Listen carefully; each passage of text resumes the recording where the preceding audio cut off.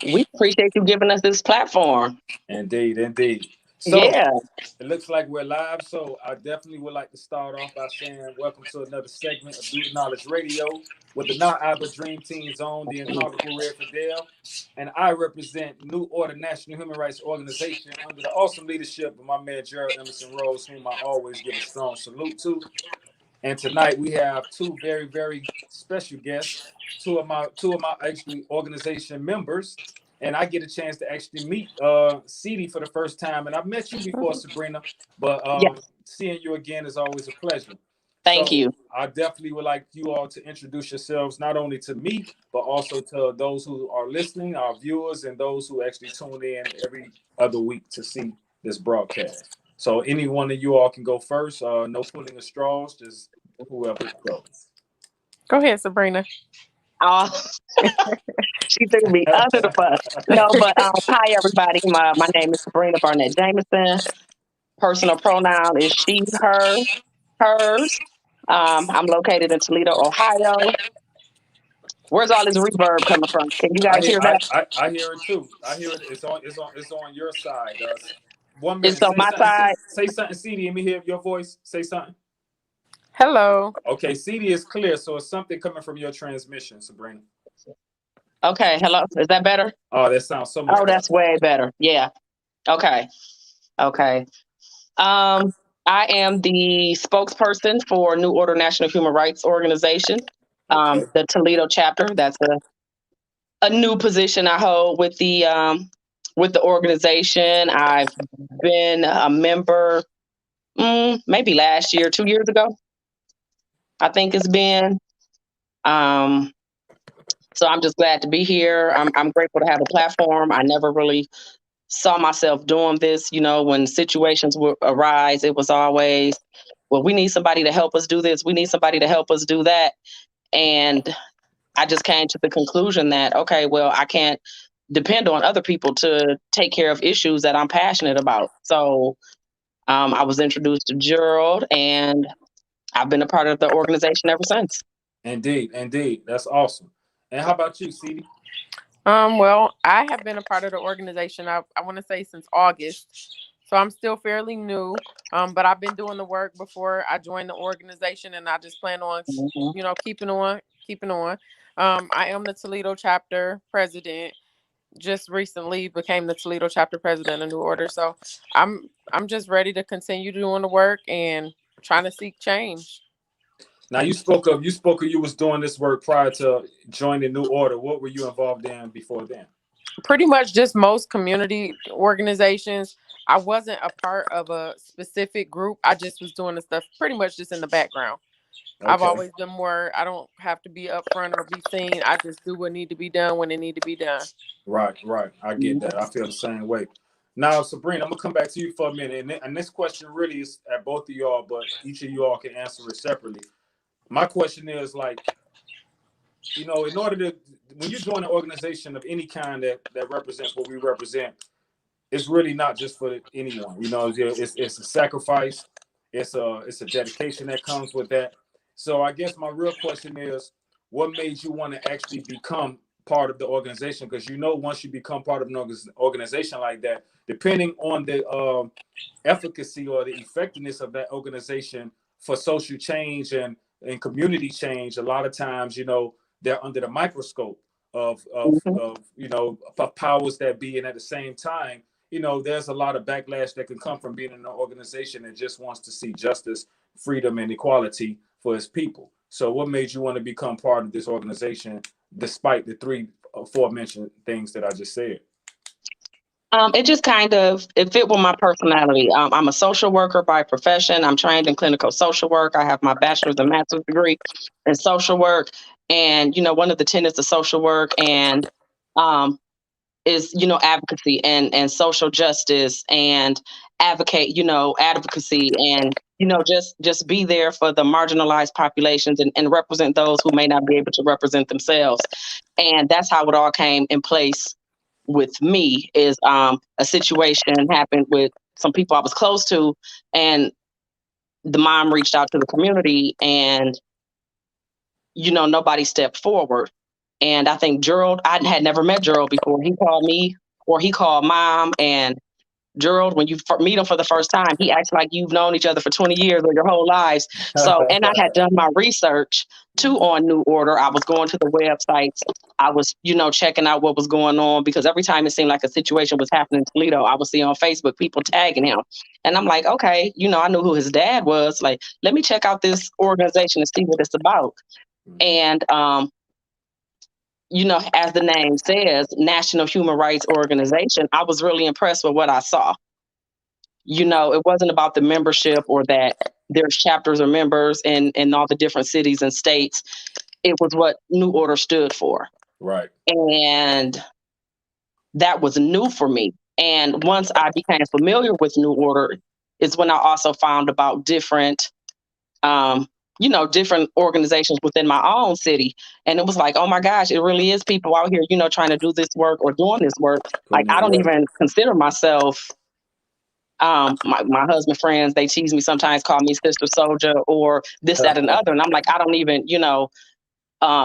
an activist. I feel I don't deserve that title because I haven't been doing this work long enough. That's how I feel personally. Like, there's a lot more people that's been doing this, much longer than I have and who have put in that work. So I feel it's time for me to put in that work. That's right.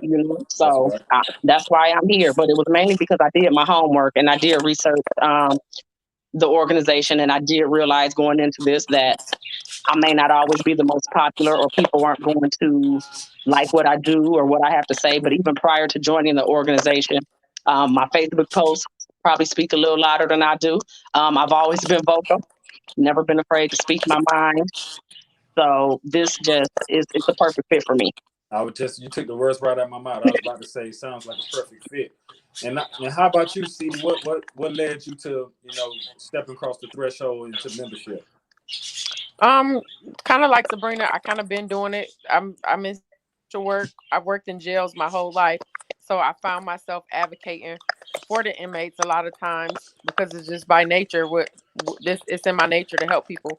But I actually found out about New Order from Sabrina, and that's how I actually became involved. She was at an event that I was at, and she told me about New Order. And the next thing you know, I get a phone call from Gerald, and here I am. It didn't take much convincing because I saw them in action. Yeah, Gerald can definitely be quite persuasive. He definitely could be persuasive. It's interesting you say you worked in jails. What's your position in that? Like, what do you do? Are you a CO or something like that? Yes, I was. I'm not actually at a jail anymore, but I did. I worked in Atlanta at the City of Atlanta jail for about 4 years, and then I did the Clayton County Jail for some years down in Georgia. And then when I came back here to Ohio, I worked at juvenile court, and I was a detention officer there. But now I actually work with children, so I'm a CPS worker, so I actually protect children for a living. So I'm steady advocating for others. That's awesome. That's awesome. It's interesting enough. Since you were in the jail, and in the jail, I want to say that you were around adults, right? When I was in Georgia for the 8 years I worked corrections, I did adults. When I came back here to Toledo, I spent 8 years at juvenile detention. So I got in Atlanta, you was at Wright Street? Nope, I was down on Peachtree. It was the city jail. I wasn't at Fulton County. I was at the city. And then I was at the Clayton County jail. Okay. All right. I definitely see that. What's the difference you think we're working with adults and seeing the difference between them and I'll say juveniles? Unfortunately, it's not much of a difference. The only difference is the adults realize what they did wrong. The juveniles kind of the system is a little different. So they're locked up, but they're having fun. They're making new friends. They don't really realize what it is, where they're headed to. So you are trying to pour into them. You have more room to pour into them. And even some of them I see now, and they say, hey, I'm doing good. I got kids now. So you have more to give to the juveniles, whereas an adult, they kind of already have lived and experienced, and you can try and push them on the right direction, but it's pretty much up to them. But with the juveniles, they do listen, and you get to see and understand some of the crimes that they commit and some of the reasons why they do what they do. Whereas if you from the outside looking in, people are like these kids. But when you sit down and you talk to them and you realize the homes that they come from you get to know the actual kid and not the criminal in them. That's interesting. I'm gonna expound I on that like too. that. But before I say that, back to you, Miss Sabrina. Hey, and by the way, your maiden name is Barnett. I see, huh? Yes, That's my last name. we might be related. Who Yeah, that's my knows? last We're gonna name. have to chat afterwards, after the show. Yeah, my last name is Barnett, and I seen that. I will always see you on our page, and was like, I want to have a conversation where I see where people from, but we'll talk about Okay, that some other time. But definitely. absolutely. So what do you do for your livelihood? I work in behavioral health, so I work with adults with mental health issues and addiction. So to kind of piggyback off of what CD was saying is, and I also used to work for CPS as well. Okay. But it's nice when you come across people who you knew that were, trying to get their lives together, and then they see you out somewhere, and it's like, hey, I'm not on drugs anymore, or you know what, I got my kids back. So that's an awesome feeling. The world puts so much stigma on people struggling with mental health and addiction. And to work with those populations for me, I find very fulfilling because I believe anybody can change. I believe that, I believe in hope and I believe in people. And where there's a will, there's a way. And as a social worker, you have to meet people where they are. So, it may be a lifetime struggle. Recovery is a lifetime struggle. But to be there and to be supportive for people, in crisis, that's, that's, It's interesting you say that because, and this is just me. I'm learning something as I speak with both of you, by the way. Let's say, for instance, since you all kind of like are in the same kind of line of work, let's say, for instance, a young juvenile, and they already in the system. Always wanted a question like the recidivism rate, to some degree, especially when you coming from, let's say, from a household or an environment that actually fosters the delinquency or the reason why you might even be in that situation you're in. So it seems like to some degree, the whole breakdown or the malfunction of it is something that kind of starts from the rearing of it. And you see so many children kind of get caught up in that situation. But granted, I'm pretty sure there are other scenarios where some children just chose to go that route and they come from great homes or whatnot. So absolutely. So I see that as well. And to me, I think those children tend to be the ones that get influenced because, I grew up seeing cats who might have had better scenarios and situations than I had, but they wanted to be harder than, the dudes that was on my side who had nothing. It's like this prove my point situation, or like they got to prove that they fit in, and they don't even see how really fortunate and how advantaged and blessed they are to be getting a head start on a higher rung of the ladder of success in life. And it's very interesting. So I guess my question is, when I see to both of you, you can, in your case, especially CD, have you seen children where you can actually see where, wow, this child's probably going to end up in an adult situation where adult into incarceration based on their mindset, based on their background, based on their home, and then versus, and also contrastly, the ones who you see where they might just be a little lost and they just need, they need some talking to because they come from some a loving family or whatnot. Right. I've seen it all, and when I say I've been to more funerals since working with the kids in juvenile detention that I had been to in my life. Wow. But I learned that I'm gonna plant this seed. If you water it, I mean, if you don't water it, I'm gonna plant the seed. So I used to sit down and I used to talk. I worked with the boys, and I used to talk to them. And some of them are in prison. Some of them you can kind of see it, but you just hope that they change. Some of them, I mean, you can talk to them and talk to them and talk to them, and you can tell some of them really wanted to change. They didn't want that for themselves. But once you get in the streets, you get in the gang. It's so hard to get out. If your parents don't move you from the environment, then you kind of stuck, because even when you try to change your community, the other kids, they not gonna let you. They're gonna remember who you are. They're gonna remember where you're from. And it's almost impossible unless your parents uproot and leave the city.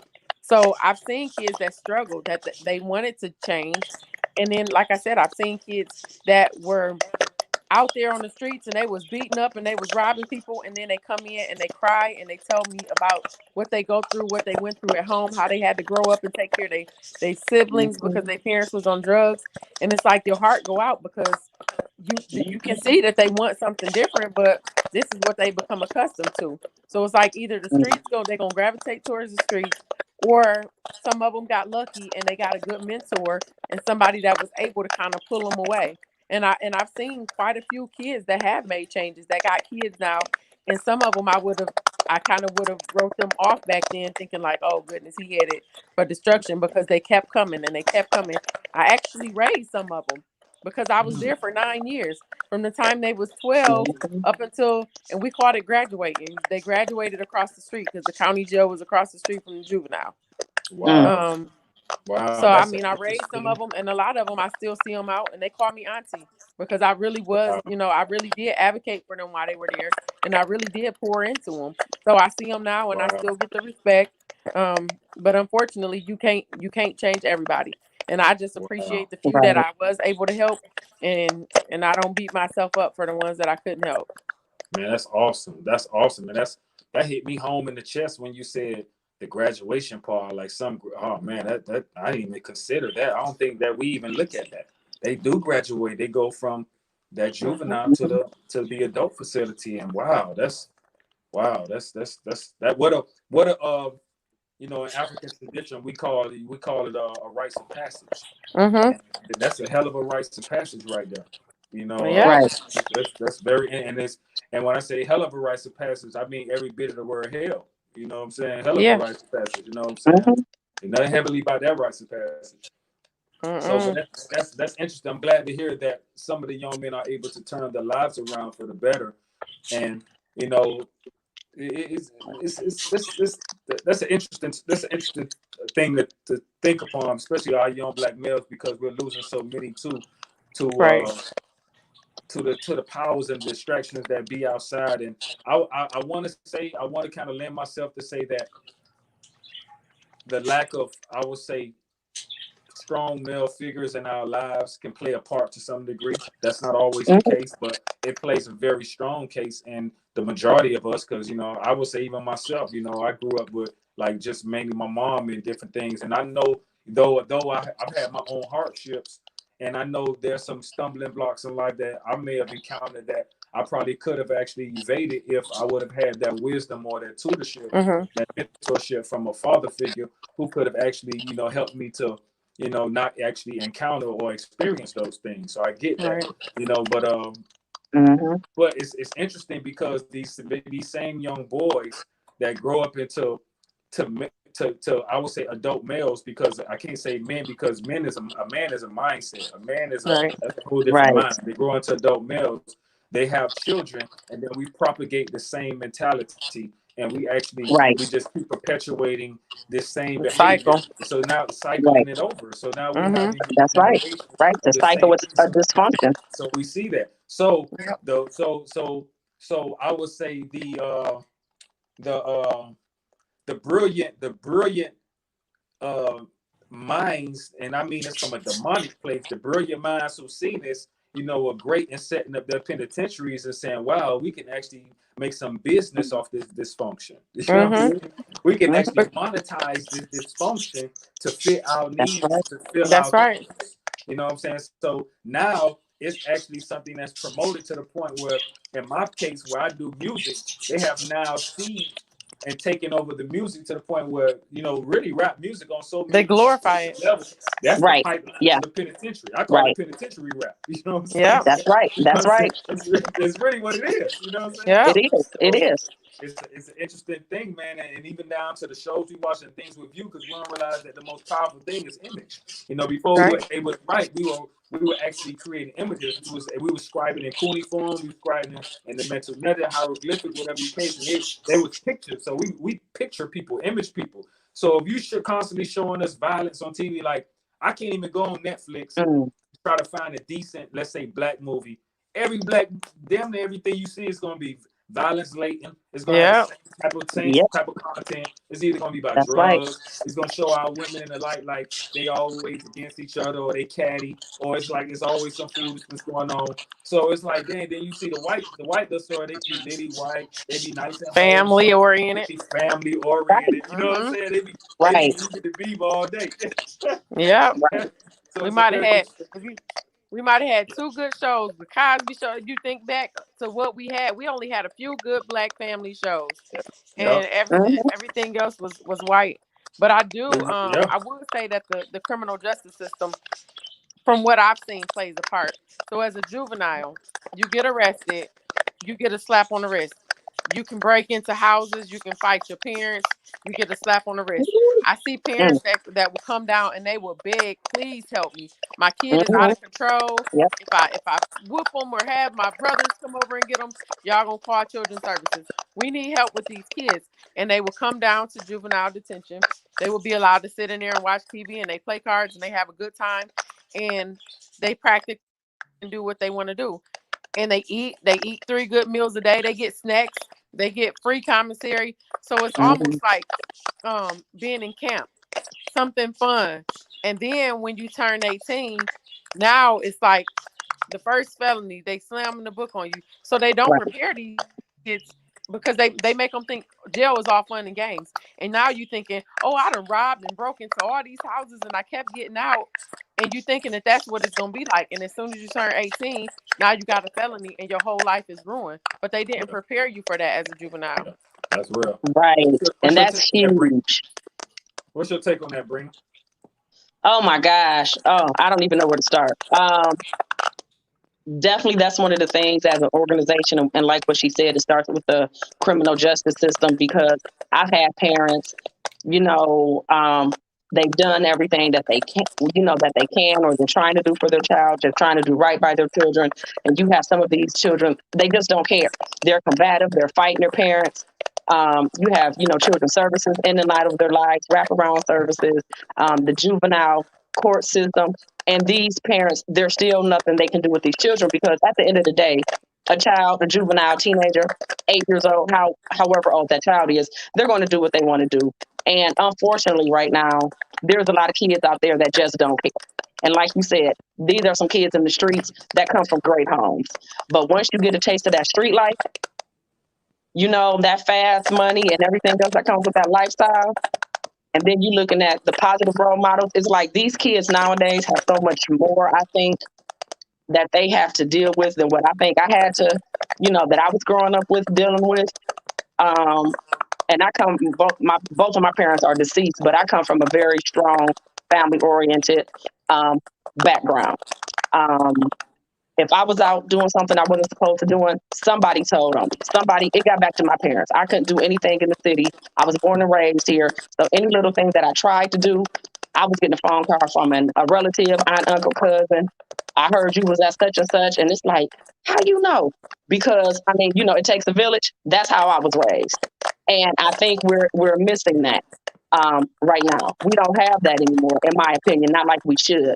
Nowadays, you have parents, they don't want you to say anything to their children in school.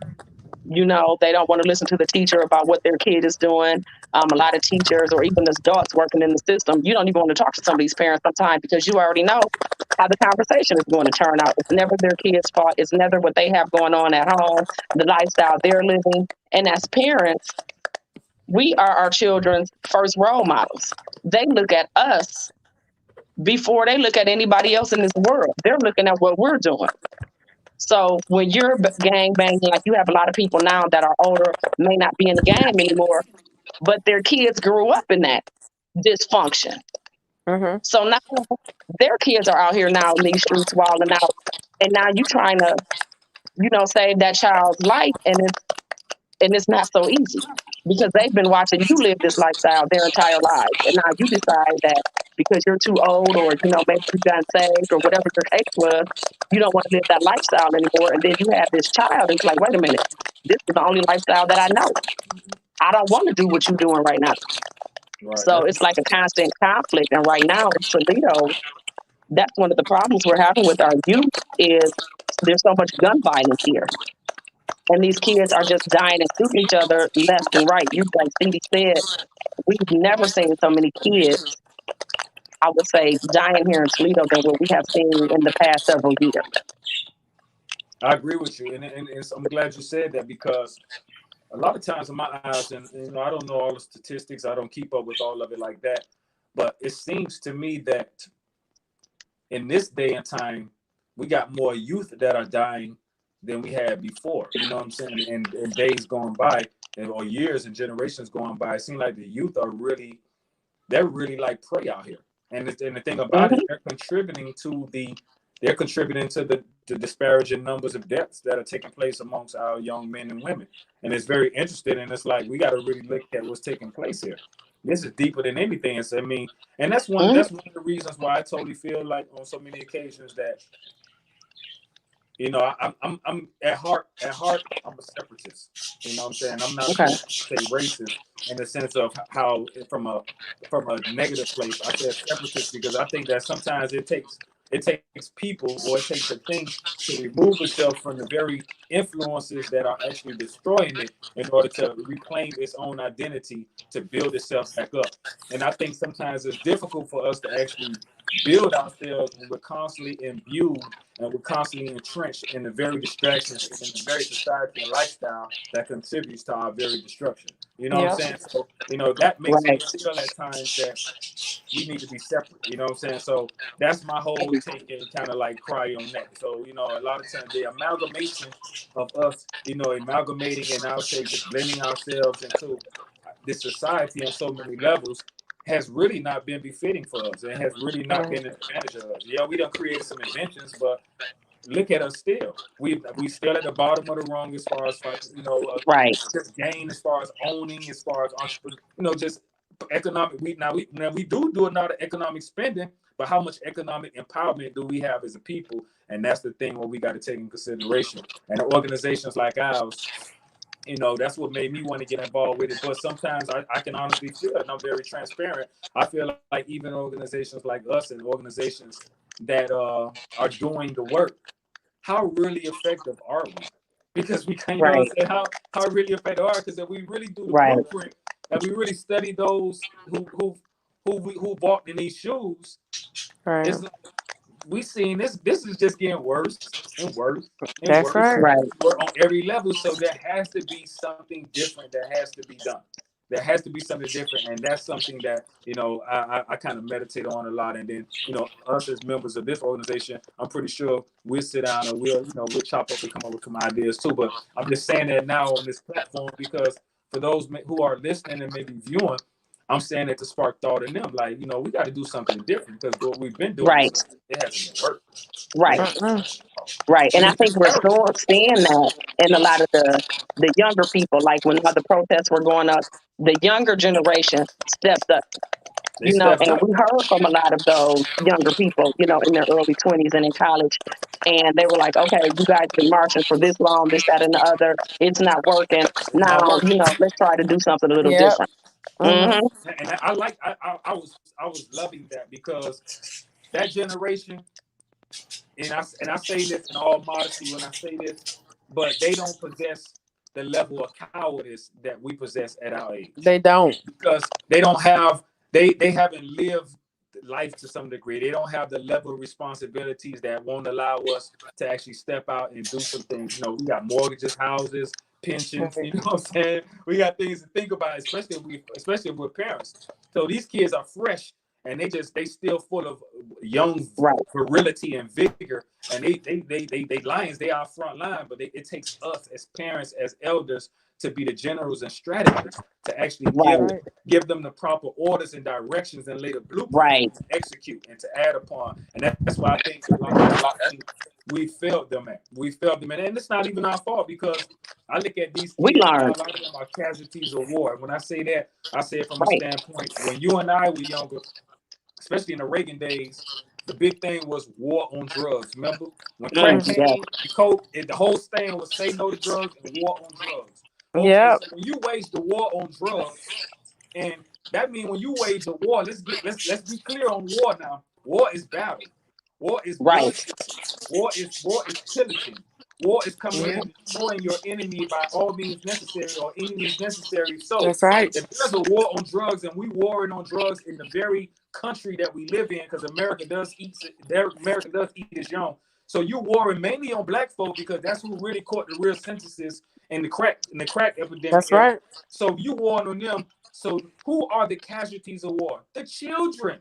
That's the right. children are the casualties because you took their daddies and their mamas and everybody Right. else away Lock from them up. or you put them on drugs and then they Yep. really no parents at all. So the children became their own parent. Now them children are grown and they had children. So that's what it is. That's what the real the furtherance of the breakdown begins even more. You know what I'm saying? So they so out of tune on so many levels. It's insane. You know what I'm saying? So it's a deep concept because we casualties of war.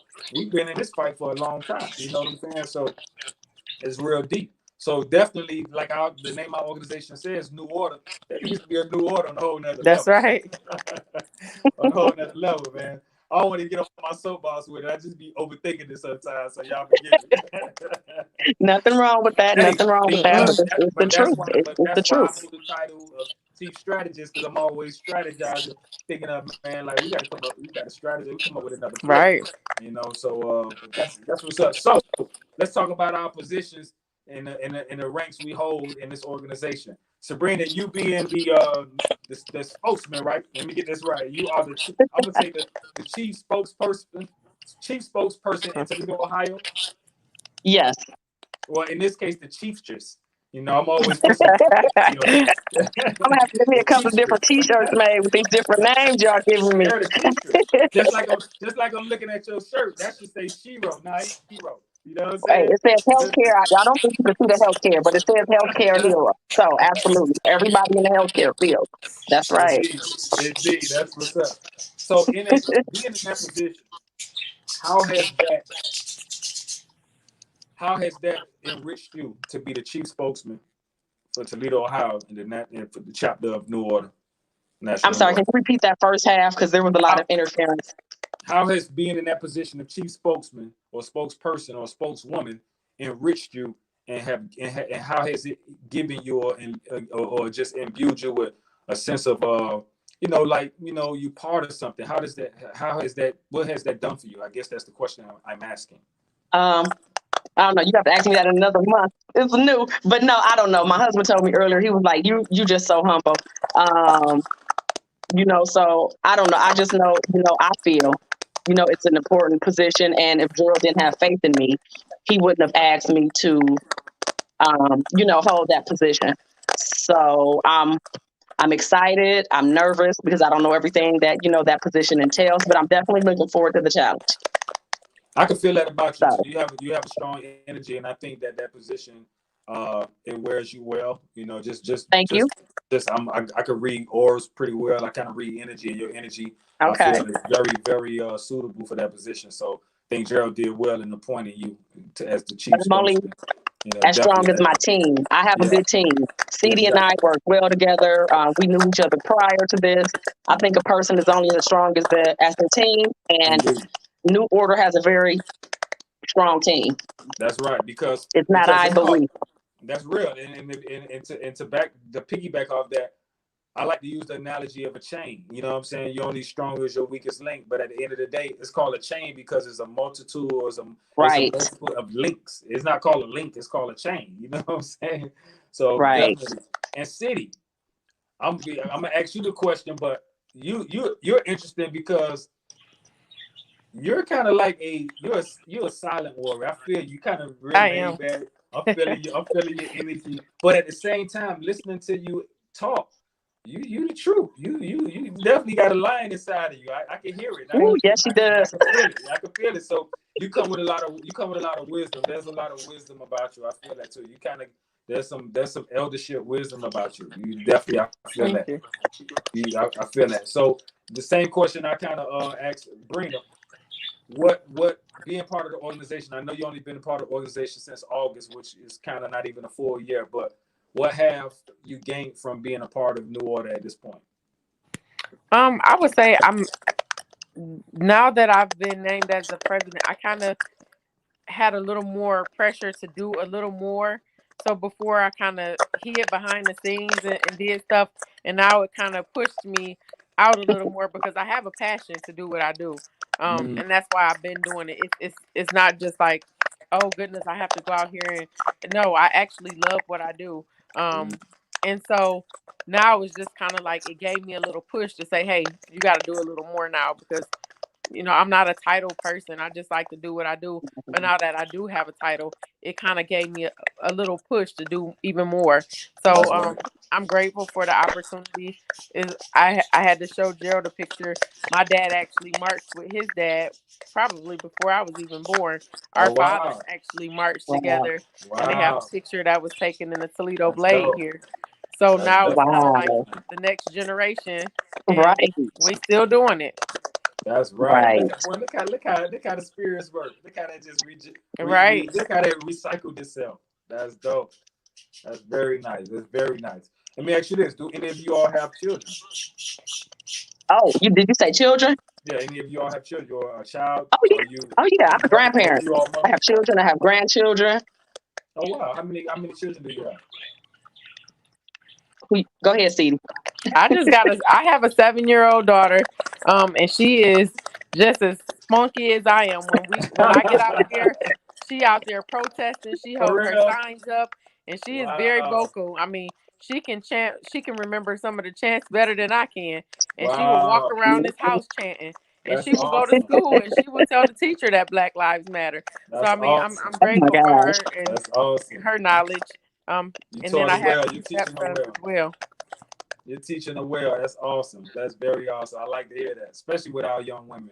It's good to see our young women really standing up and fighting for what they believe in. That's awesome. Definitely that. Yep. And you say you're a grandmother, Brent? Oh, absolutely. My oldest granddaughter just turned 8. So she's Wow. the oldest, and then everybody else are babies. My youngest granddaughter is 5 months, and then my other grandchildren are 2 and 3. So yeah, they keep me busy. They keep me young and tired. So, but I love it. I love being a grandmother. Man, it's awesome because likewise, I'm a grandfather, and my oldest grandson will be turning 8 as well. And my Okay. youngest is, I want to say he's 2, he'll be turning 3. So I Okay. got 2 grandsons, and I find that being an elder now, or being, my grandkids call me Oba. Being an Oba is like it gives me something else to actually live for and strive for now, because I recognize the Right. fact that I have a whole other generation that looks up to me, and Right. they're relying on my proper leadership, and I gotta Hmm. emphasize the word proper. They rely on that proper Right. leadership, and it just makes me take this life thing much more serious, and I really honor the one thing that we can never get back, and that's time. You know what I'm That's right. saying? We Right. can lose a lot, but Right. we can never, once we lose time, just the 45 to 50 minutes we've been on here, we can't get that time back. We've lost that. So it's Mm-mm. That's right. imperative that we That's spend our right. time wisely. You know what I'm saying? So Right. And I take that very my seriously. granddaughter is 5 months, and I was playing with her yesterday, and I was like, Nova Bear. I call her Nova Bear. I said, I have to make this world a better place for you. I said, because this world is so ugly. Yeah, And Mm-hmm. it's scary as a grandparent, like, oh my gosh, what are your grandkids going to have to endure once you are no longer here on this earth? What are your children going to have to endure once you're no longer here? So I yeah, feel I have to do my part to try to make this world a better place for them. that's real. Amen. That's real. I real. And I feel you in that. One of the things, a lot of times people have their fears or whatnot. And I remember being in school one time. They always ask the typical question, "What you want to be when you grow up?" People raise their hands, say they want to be whatever they want to be. I had a teacher ask, like, what was one of our biggest fears? You know what I'm saying? And most people, number one is dying. People be scared to Mhm. die. Be scared of the inevitable. I mean, I don't even understand how you fear the inevitable. And for me, it was interesting because for me, I felt like the biggest fear for me at that time, and I won't say it's a fear now, but it's definitely something I pay attention to, is not becoming. And when I say that, it's Mhm. like I think we all came here with a purpose, and Right. I think it's kind of like wasteful of one's life to just be existing and never actually find that true purpose. Like a lot of times we ask God to Right. give us certain things in life, but if Right. you're a God fearing person, you understand that God has also endowed you with a certain gift and a certain purpose that you are here to serve, or you are here to That's actually right. execute and manifest, and That's to come right. into this life and not find that, and to just go ahead and perish and die, and it's like you were non-existent. I think to me it's like a waste of a trillion breaths.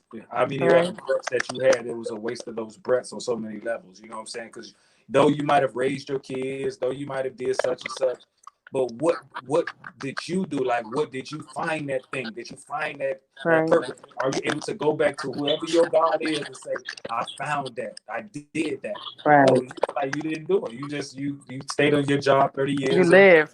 got your little Right. pension or whatever. You know what I'm saying?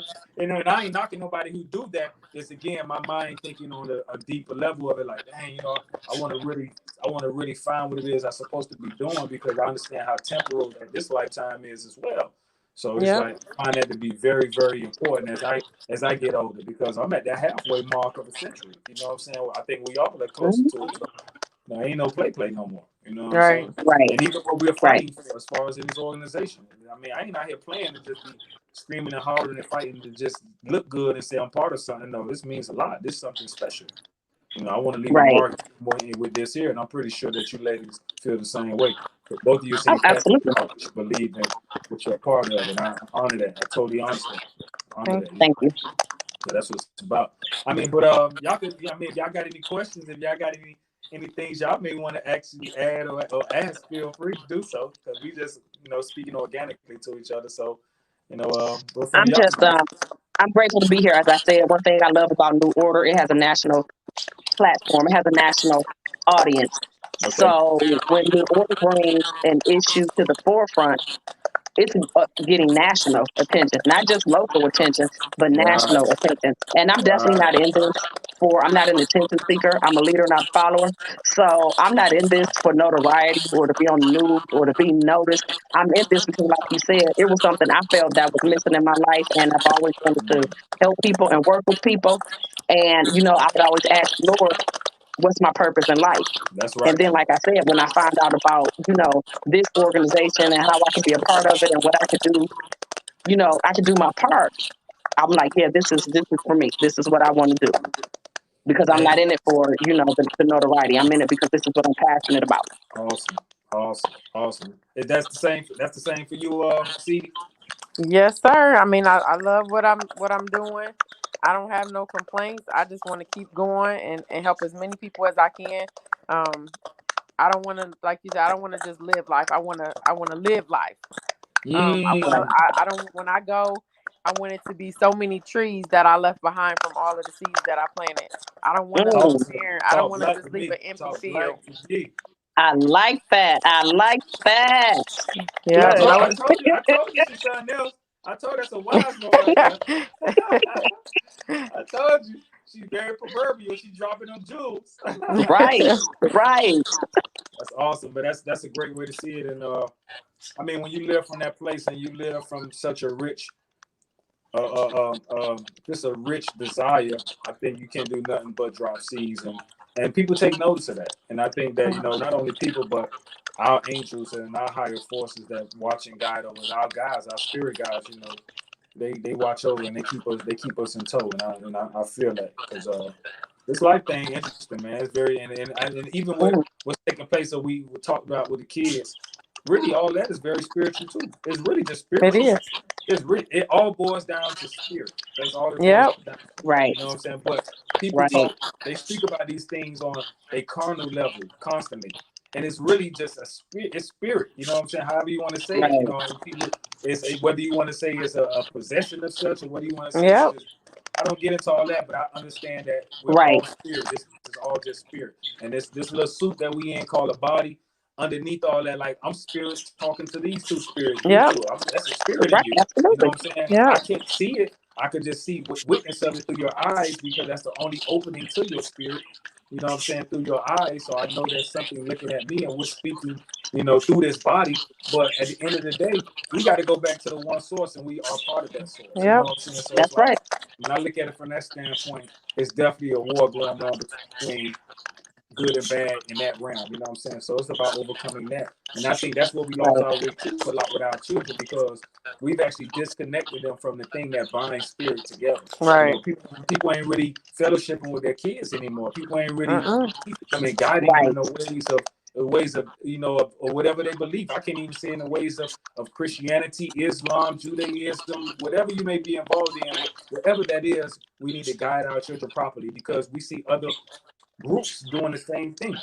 Like they guide their children. I don't care what we say about them. They guide their children. When They do. That's right. I see a Mexican family, they all holding hands. You got the oldest daughter holding the youngest son hand, the youngest son holding the baby hand, damn near. And it's like they're family. You see other ethnicity, they're family. It's like, but you see us, the mama might be in the front, the kid lagging behind. She might yell behind, bring your ass home. You know what I'm saying? So how dysfunctional is that? Yeah, that's separation. It's separation. So that's what we see. And I'm saying that's all we see, because for those who may be viewing, I don't want to make it look like that's the majority. Right, exactly. We oftentimes see too much of that. And we need to be guiding our children and ushering them. You know what I'm saying? Even when they become 18 and 19, because I always say that, and I learned this because I was a single father. I raised my son. So I say in those years from 0 to 18 when they graduate, I believe you're a parent in the sense of nurturing. And then some people they take on it, or some parents subscribe to the concept, oh, my child graduated, now you're an adult. No, that's when you really got to become a parent, but now you're a guide. That's right. You got to prepare them for it, because have you taught them about credit? Have you taught them how to survive? Have you taught them about bills? Have you taught them how to leverage certain things? Have you prepared them for this life that is waiting to swallow them up? Or you just saying you graduated and that's all? No, you really setting them up for failure beyond this belief. Absolutely. You know what I'm saying? That's right. That's where the real parenting comes into play. Yeah, you fed them from 0 to 18. Now you got to feed them mentally. Now it's time to go to the next level of feeding and grow them as a person, as an adult. You know what I'm saying? And that's where I think we drop the ball a lot. And we allow institutions like colleges to take over. And a lot of times, I went to college. A lot of times colleges, until you really get it, it could be like too much fun and games. You know what I'm saying? And it could be a whole nother level. So it's very interesting. Very interesting. Very interesting. So do y'all got any questions for me? I don't. It's been real. Right. Looking forward to the next conversation.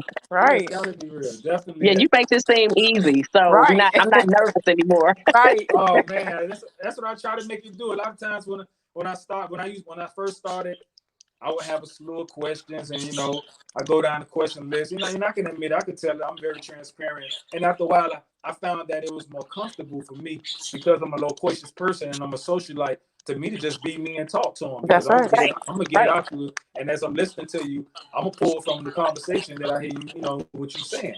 So it's like sometimes if it's a totally new person, I know nothing about them. Of course, I'm gonna do my research. I might have some questions I'm going to ask about it. Ask to them about themselves. But when I knew you all won, I was like, oh, this family. Oh, I'm finna talk I'm finna talk to them. It's family, especially my could be kinfolk. I know, right? Like the Barnett. Hey, absolutely. We come from a great. What was her name? Ida B. Wells Barnett. That was my mother's name, Ida. Ida, you know what I'm saying? She was a Sanders, but yeah, my mother's name was Ida. Ida kept a pistol in the dress. Oh yeah, my mother was short, but she was tough. Don't mess with her. Yeah, she was a force to be reckoned with. For sure. Your people from Ohio, I take it? Born and raised. How about you, Steve? Yeah, well, they done kind of migrated here. My mom was from Oklahoma, and my dad was from Toledo. Okay. Wow. What part of Oklahoma? Nebraska? Oklahoma is Nebraska, right? Nebraska. Yeah, well, don't get me to lying. When I was born in Detroit. Oh, okay. I know that she was born in Oklahoma, but we've been here our whole lives. Okay. That's what's up. The Oklahoma is someplace I've never been. I don't. It just seems so Midwest. It seems so frontier to me. It seems like the great frontier when I think about it.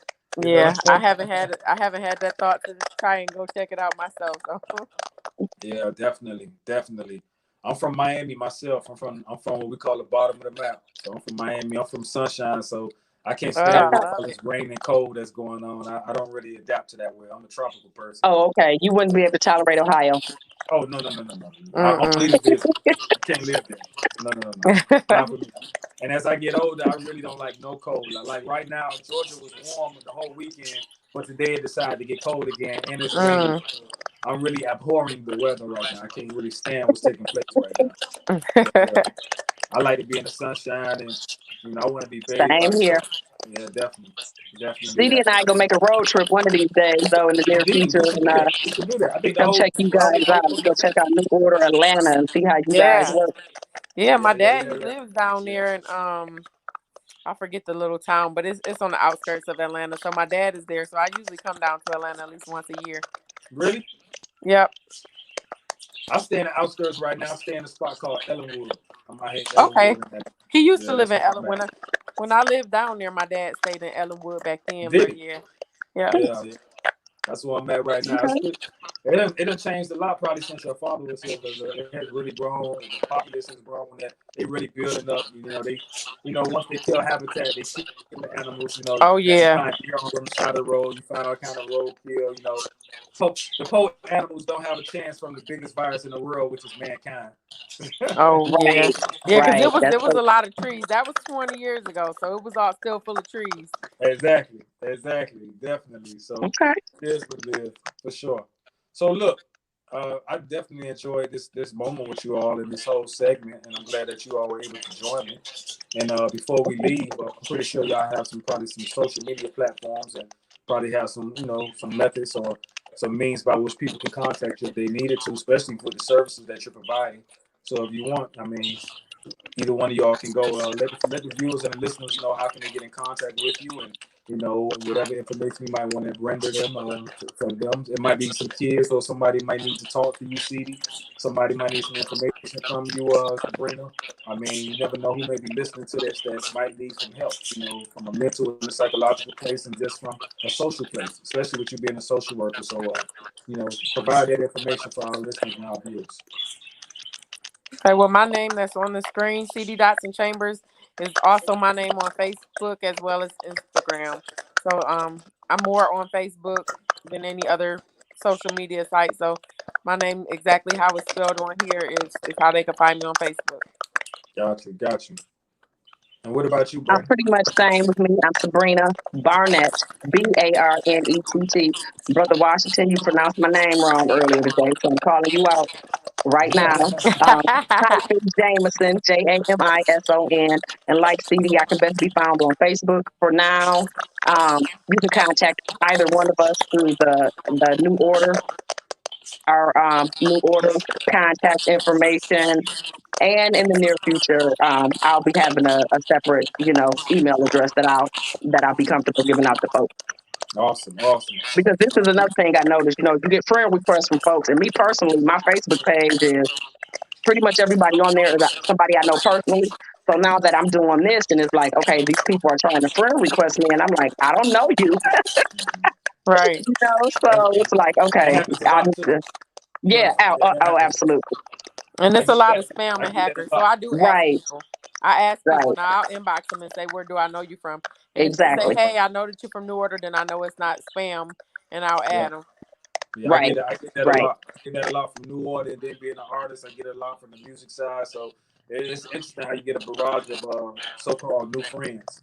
Yeah, Right. right, exactly, yeah. that lets you know people be listening and watching all the Oh yeah, time.